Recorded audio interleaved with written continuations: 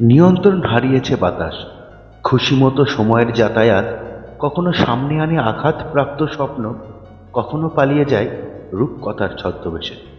চিরচেনা সেই সমস্ত নির্জন দুপুরগুলো আজও প্রতিভাষার জন্মের নিরিখে গোনা।